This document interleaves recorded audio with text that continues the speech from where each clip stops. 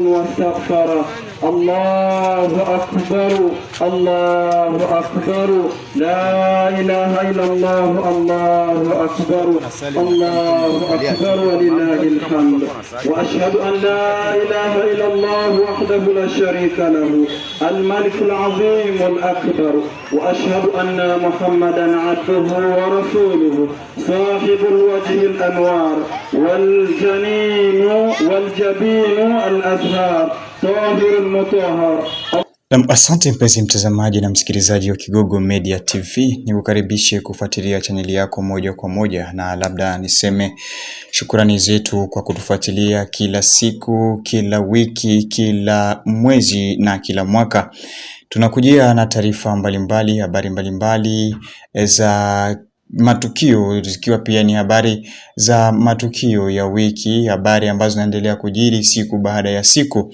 Leo tutakujia na habari zikiwa za furaha kwa Waislamu wote ambao wanapatikana duniani, lakini pia kwa hawa ambao wanapatikana maeneo ya tarafa la Fizi na mji wa Baraka, ambao walikwenda kusherekea siku kuu yao ya Eid Fitri, ambayo inakuwa ni sherehe yao ya ufunguzi bora sana wa mwezi mtukufu wa Ramadhani. Walisema kuwa ni siku ambayo wao waichukua kuwa siku maalumu, maana inakuwa ni baadhi ya nguzo za Muislamu, baadhi ya zile nguzo 5 ambazo Muislamu anakuwa nazo katika lengo la kufunga mwezi mtukufu wa Ramadhani. Anakuwa pia anajitafutia nguzo zake za kimaisha. Basi leo tutakwenda kukuonesha na kukusikilizisha masemi yake mkuu kiongozi wa Waislamu ndani ya tarafa la Fizi na mji wa Baraka, ambaye ni Sheikh Saidi Omari Sekembwe, ambaye tulikwenda kuhojiana naye na kujuza yafuatayo kuhusu siku ya Ijumaa ya tarehe 20 mwezi wa 3 mwaka 2026 toka mjini Baraka.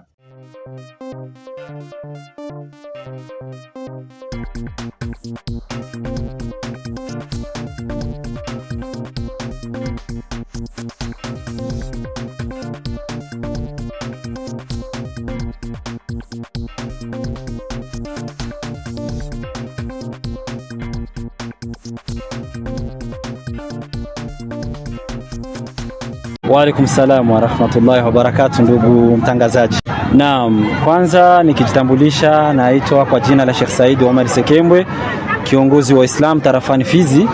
Leo tumekusanyika katika uwanja wa Institut la Charite kwa sababu moja ya kutekeleza au ya kufanya ibada ya Eid Fitri, yani ibada inafanywa baada ya mafungo ya mwezi mtukufu wa Ramadhani.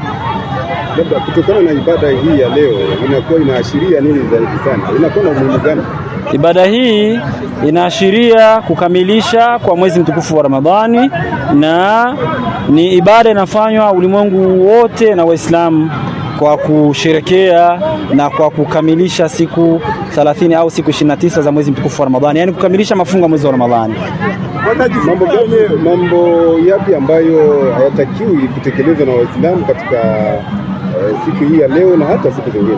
Naam, siku hii ya leo kweli tumefungua, tunaambiwa ni siku ya furaha, lakini ni kufungua, sio kufungua kwa mambo ya haramu.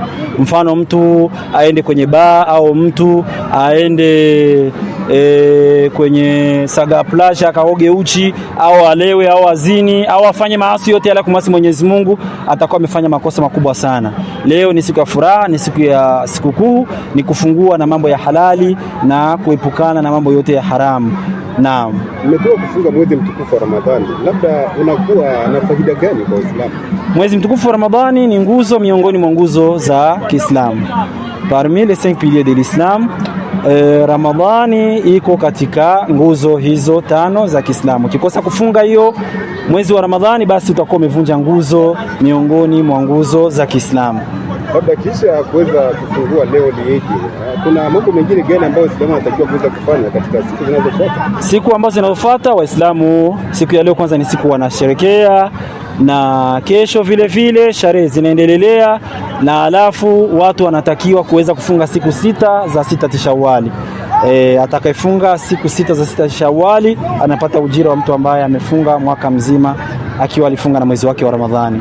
Waislamu wengi wanakuwa na tabia ya kuweza kuingia katika maasi kisha mwezi mtukufu wa Ramadhani. Labda ndio jinsi ibada inavyokuwa inazungumza hivyo au namna gani? Hapana, ibada hii ya Ramadhani inatufunza tuweze kuwa na tabia njema na tuweze kuwa wacha Mungu na tuweze kuwa tunafanya mambo mema ili tubakie mwezi mzima. Mtu unapata elimu ya mtu kuepukana na maasi, miezi mingine unakuwa tayari umeshazoea ile ibada. Yani inatakiwa miezi mingine uendelee kufanya nini? Kushikamana na ibada na kutokufanya maasi kama gisi ulivyokuwa unajizia katika mwezi wa Ramadhani, kwa sababu Mungu ni wa miezi yote na una siku zote, na unastahili wewe kama mcha Mungu kumwabudu Mwenyezi Mungu siku zote na miezi yote. Labda ujumbe gani kwa Waislamu ambao wanakuwa nao wanakusikiliza kwa muda wote? Ujumbe kwa Waislamu ni kuambia kwamba nawatakia Idi njema Waislamu wa tarafa nzima ya Fizi, na vile vile na waomba waweze kushikamana na kuwa na kitu kimoja,